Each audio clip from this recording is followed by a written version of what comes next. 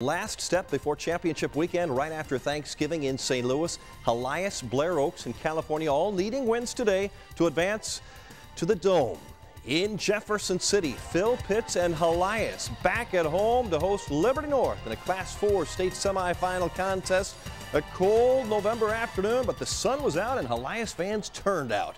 Defensive battle early between Liberty North and Helias. Crusader senior Pat Ward, the sack master, in for the Helias sack. North Eagles with the win in the opening quarter, converting on 2 fourth-down plays, including that 8-yard touchdown by a linebacker. Nick Hess, first carry of the season, 7-0 after 1 quarter. Helias moving in the second. Look at this pass play. 2 tips and a touchdown, just like they drew it up. Trent Dudenhaver, touchdown, 22-yard completion after 2 tips, counts as 6.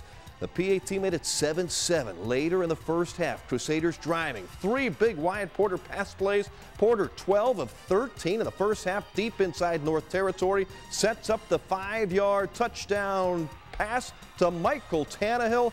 31 seconds left till half. Phil Pitts and Helias would go to the locker rooms with a 14-7 advantage. Crusader, big play D to start the second half. Halfback pass. Trent Dudenhaver comes up big again, picks it off, and look at this return. Down the sideline, gets a key block, cuts back, 72-yard pick 6, huge play. Gives Helias a 20-7 lead, mixed extra point. North Eagles score. The pass to the big 6'7" sophomore receiver Michael Hughes. It was 20-14. That on a 4th and goal play in the third quarter. Now to the fourth quarter. Another 4th down play for Liberty North. Helias, all they had to do was knock it down, but Todd Bush-Jost wants the interception. He gets it at the 7-yard line, returns it to about the 30. Helias would take it from there. Garrett Bush-Jost breaks some tackles, springs free. Look at number 11. Dudenhaver gets in on this one too. He wants to be on TV all night tonight. 37-yard touchdown, 26-14. Helias on top, and the defense would hold from there. The Crusaders hold on to win. Hard fought semifinal victory, 26-14 over Liberty North. Happy Thanksgiving, Phil Pitts and Crusaders. You're heading back to the Dome for another shot at a state championship. It's an unbelievable feeling. I'm so proud of the boys, so proud of this program. I'm so proud of everybody. To get this and get back here when everybody said that we were supposed to get back here and to take care of business. So proud of these kids. They deserve it, and I couldn't be happier for them. It was a big battle. We knew coming in that they were going to give us their best shot. Everybody's giving you the best shot at this time in the year, and we came out and we were the better team in the end. It's just being in the right spot. I got really lucky today, but you know what? I'll take it how it comes, and I really think it boosted morale. Obviously, everyone was ready to go and all that, and it was a whole team effort today. It was great. It was a hard-fought game all the way through. Seems like in these playoff games, it's the first one to crack. You know, the other team's going to get the victory. So yeah, our defense held strong all day, and the offense got it done when we needed to. Oh, it just means the world. I can't tell you how amazing this feels. I mean, like we said, we've been working on this since January. And it feels good to know all your hard work paid off. You know, both times were great, but obviously this time here at home, you know, be surrounded by a bigger crowd and more of your fans and stuff, it's an awesome feeling. We're going to the Dome and winning in the Dome. You guys understand that? We aren't going to the Dome. We are winning in the Dome.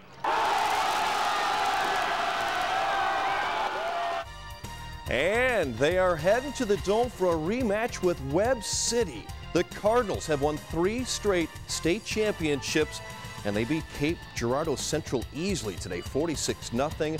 The Class 4 state final is set for 1 o'clock in St. Louis on Friday. Another amazing season for the Blair Oaks Falcons, showing us again they don't rebuild in Wardsville, they just reload.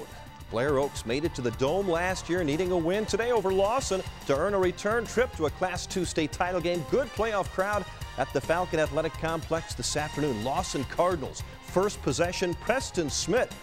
4th and goal goes in, 6-0 Cardinal lead. Blair Oaks going up top, but on the other end, Damian Sapp makes the pick for Lawson. He had 3 interceptions on the day. The Falcon defense, though, holding their own early on. Hayden Haney and Chance Crumpton combine on the sack of the quarterback. 6-0 game at halftime. First drive, second half. Lawson down the field. Schmidt, short touchdown run, 2-point conversion. It's a 14-0 Cardinal advantage. Still in the third quarter. Titus, the quarterback, keeps it. He will find the end zone. Blair Oaks was trailing 21-0 at that point. Falcons finally got some offense going here in the fourth. Jordan Hare, long to Hayden Locke. What a nice catch there. That is a 60-yard connection down at the 4-yard line. A couple plays later, Caleb Bischoff will carry over, makes it a 21-6 game. About 4 minutes left in this game. Lawson had a 4th and 10, and look at this. They not only get the first down, they got the touchdown. Titus to Smith. It's a 28-6 lead. Blair Oaks, though, not finished yet. Hare to Locke. What a nice combination those two have been this season. 28-12 is the final. The Falcons come up one game short of the Class II championship game, but what a great year for a very young team. Blair Oaks finishes 12-2. Honestly, they overachieved. You know, it was a tremendous season, and you can't do those things without great senior leadership, and that's one of the things that we talked about at the beginning of the season. You know, we would have as much success as our seniors will allow us to have, and they stepped up and showed tremendous heart. They showed character. They showed all the things that you want a group of seniors to do, and they bought into our program and did an outstanding job. They've done us proud, and this one's going to hurt, and it does when you invest yourself. But, you know, when you step back and look at it, I couldn't be prouder of them. So Lawson will play Lamar for a state championship on Friday. Lamar has put up some state record numbers this year. Look at that score, 70-7 over Lutheran North today in a Class II semifinal. A great ride for the California Pintos again this season, galloping back into the Class III state semifinals. 12-1 California, a rematch with 13-0 Maryville, the Spoof Hounds, the only school in the country with that nickname.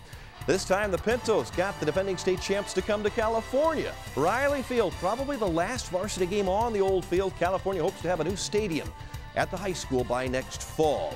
Pintos in blue, stepping up on defense. Jerry Lutz, the big sack, number 40.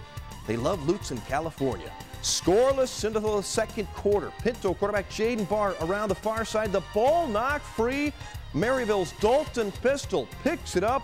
70-yard touchdown the other way. 2-point conversion, 8-0 Spoof Hounds.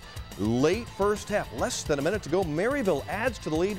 Peyton Dawson, he breaks free. That's a 57-yard touchdown. It was 14-0. But look what happens on the ensuing kickoff. Walker Bogart picks it up, breaks some tackles, breaks free at midfield down the near sideline right past Madison Walker, our cameraman. But it's Walker Bogarts with a kick return for touchdown. 14-7 game at the half. Pintos were in this game. Nothing like last year. California defense really stood tall, stopping Maryville on a 4th and goal at the 2. They go to the fourth quarter. California trailing 22-7. Jaden Barr on the keeper. Down the far sideline, 57 yards. Touchdown. They go for 2. That failed. It was a 22-13 Maryville lead. Pintos would not give up. They recover the onside kick. But Maryville holds on to win it by 9, 22-13. Another good playoff run for Marty Albertson and the Pintos. California High finishes 12-2, top 4 in state for a second straight season.